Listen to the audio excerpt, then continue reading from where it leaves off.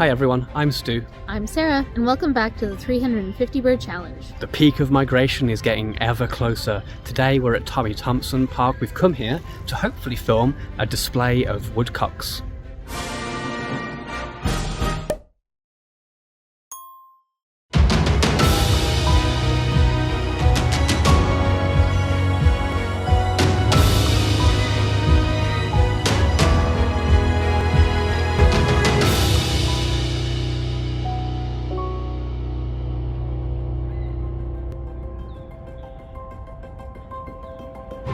Okay, welcome back. As mentioned, we're looking for woodcocks at Tommy Thompson Park, a very well camouflaged bird. But late at night, as the sun goes down, they do an aerial display, don't they, Sarah?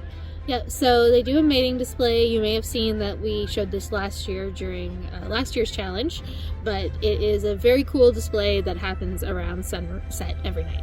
So we're expecting that to start at around about 8:15. It's currently just after 7:30, so we're going to stake out this spot here. It's a good spot because there's habitat behind us and the sun is going down behind us, so that means that hopefully it'll be quite dark to film, but their silhouettes will be backlit by the sun behind us. So stay tuned while we wait for that to start. What we're expecting a little bit before the aerial display is to hear the birds start calling. They make a kind of peent sound. We're going to be listening out for that first of all, so stay tuned and we'll try to capture that sound, which will begin shortly before the display. Eventually, the sun disappeared behind the horizon, and we paced up and down the footpath listening carefully for the sound of the American woodcock. Okay, we've just heard our first peent call, a little bit further up the trail here. Try and capture the sound of that for you guys, but there's a lot of ring-billed gulls at the moment. Just heard it again over in the dogwood over here. The peent calls begin quite slowly at first, but then repeats more rapidly as we head towards the aerial display. Most of you will already know about Merlin, but it's an app that captures the sound of birds and tries to identify them, so we're going to try and demonstrate capturing an American woodcock on there.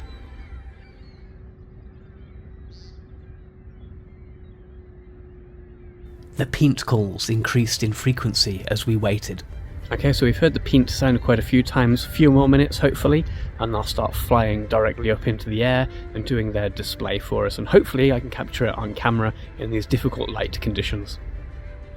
Well, bad news. We heard the fluttering sound of the display several times, but we weren't able to see it. A woodcock did fly right past us on one occasion, but we had no chance of catching that on camera. And that was it. It wasn't our lucky night. But we'll try again later in this video, so stay tuned. For now, let's skip to tomorrow morning.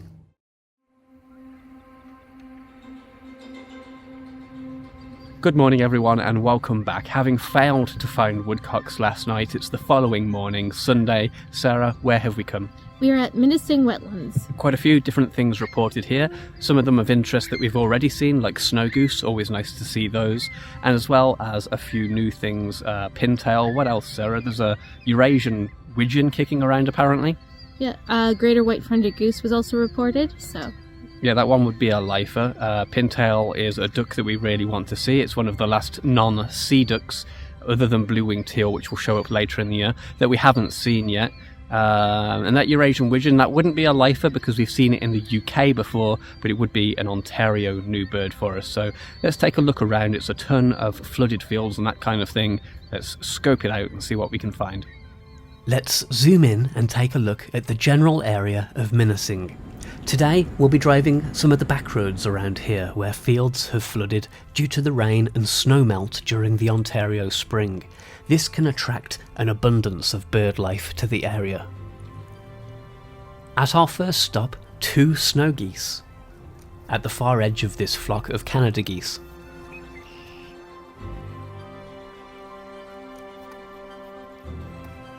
Several song sparrows amongst the brush, occasionally perching to sing.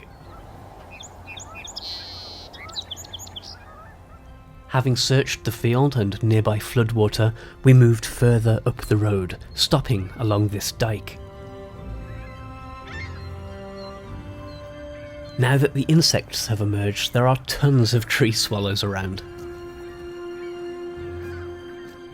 Okay guys, we were just driving along an elevated bit of road with a couple of flooded fields. We saw a duck, slowed down, pair of northern pintail, pretty cool, new bird for the year. What do we need? Still need wood duck, and we still need, I forgot about that one earlier, and blue-winged teal, we need that too. Further up the road, we strained our eyes a little bit more.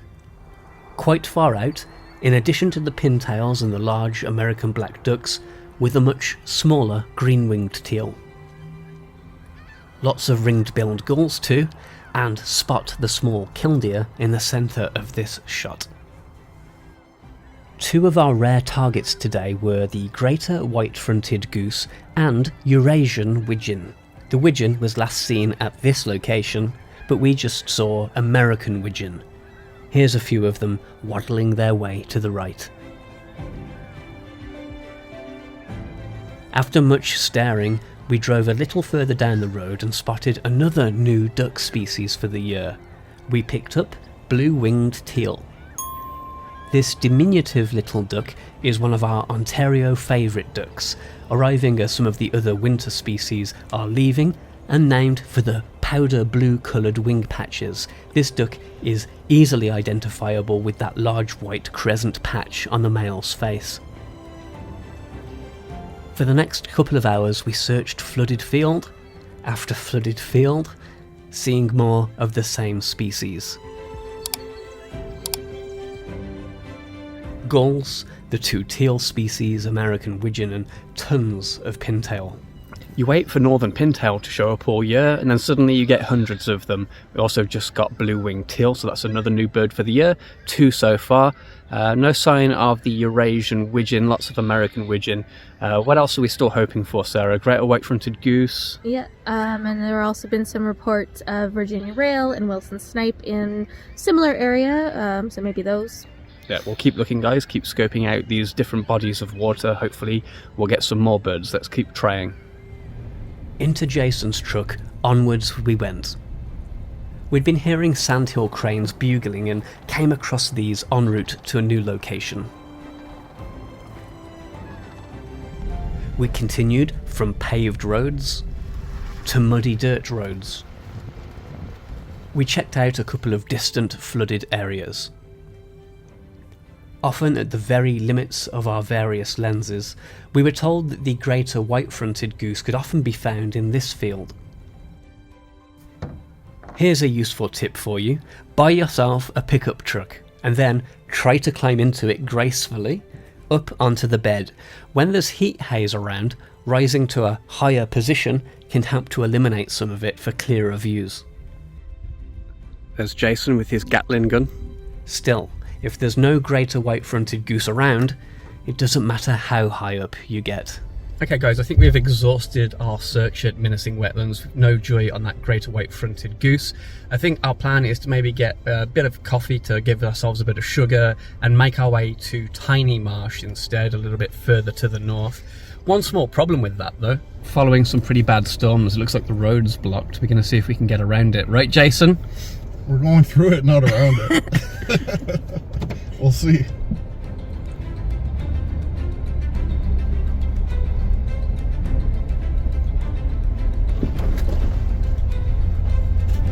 Yeah, that's a Widowmaker. Someone's already trimmed it. We'll be back at Tiny Marsh after a quick break. Hi everyone, we've come to Tiny Marsh. We're going to make our way through this kind of swampy tree-lined area before we get out to the marsh proper, see what waterfowl's out there. Already quite birdy, eastern phoebe, a couple of different sparrows, woodpeckers. It's all happening. A dark-eyed junco at the beginning of the trail before we made our way through the woods. Here's another winter-loving sparrow. It might only be a couple more times that American tree sparrows and juncos appear on this channel before they head north. Here's the eastern phoebe I mentioned earlier, calling away until it was spotted looking around from this thin branch. Finally, the beginning of the marsh. Tons out on the water today, but mostly species we'd already seen.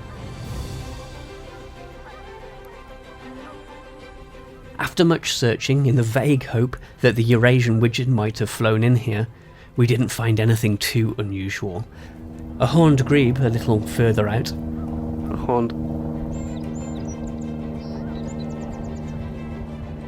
And these two specks on either side of the screen are both pied-billed grebes. Here's a pair of hooded mergansers in the shallow water. And, other than a muskrat, that was about the extent of our sightings. Okay, we're a little bit pooped after all that walking. I think it's time for lunch. Stay tuned, we'll be back somewhere else, don't know where yet.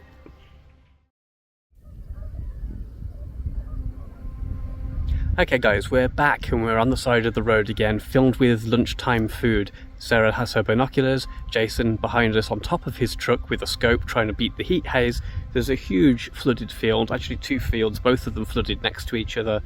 Reports of a Greater White Fronted Goose again, we're going to try and find that one. Sarah just got it showing up on Merlin, it thinks that it heard it, not so sure. Jason thought he may have heard it too, so we're spending a bit of extra concentration on this field at the moment trying to find it. Sarah's pretty happy. Her bird of the day, is Canada goose. There's certainly plenty of those. If you take a look at this field behind us, it's absolutely filled with Canada geese, but at some distance. Let's show it on the big camera too to give some idea of how much we're trying to pick through right now.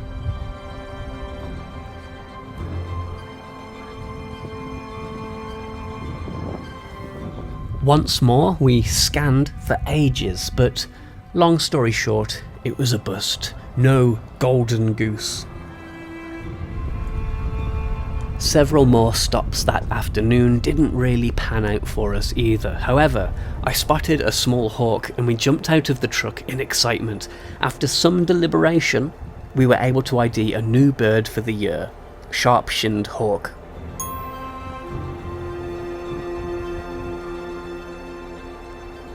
Another chance sighting was this northern shrike. This so-called butcher bird will soon migrate to the far northern forests, off to raise its young.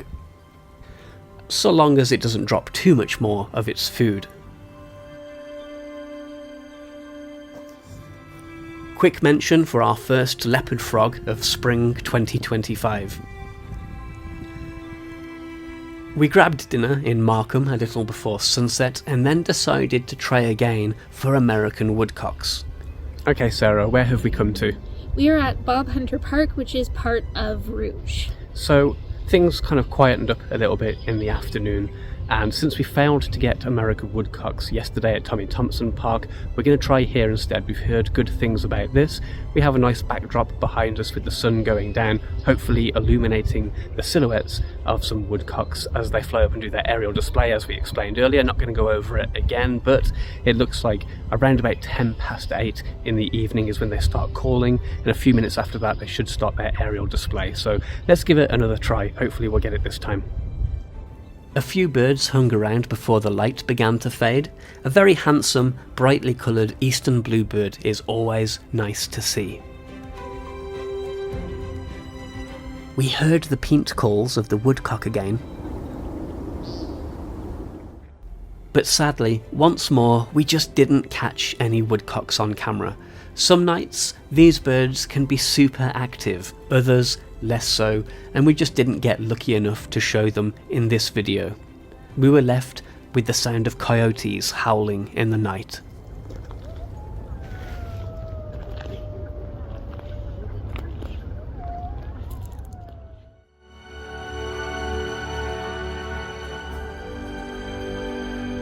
Well guys, it's light. It's a different day. Clearly we didn't find the woodcocks. That's a bit of a disappointment. We would really like to have seen those. I think we've maybe been spoiled by the last couple of years where we've got decent looks at them doing their displays. Not sure of the reason, just some nights it doesn't work out, and that's birding, I guess. Well, that's the end of this video. We'll be back again soon with the long Easter weekend. We're going to do a trip to southwestern Ontario. Stay tuned to the channel for that. And then after that, we'll be going to Arizona, so definitely stay tuned to the channel for that. If you could please give this video a like, we really appreciate that. Thank you for all the comments that people left on the last video. Again, we appreciate if you'd leave a comment for this one too. Finally, Sarah, If you haven't already, please subscribe, and after subscribing, if you select the bell, you should receive a notification of a new video. A few people have been saying that they're not getting notifications when we put a new video out. Maybe click the bell and just make sure that you've got the selection correct, that you want notifications every time we do a video. Thanks for watching, guys. Happy birding, and we'll see you again soon. Bye for now. Bye!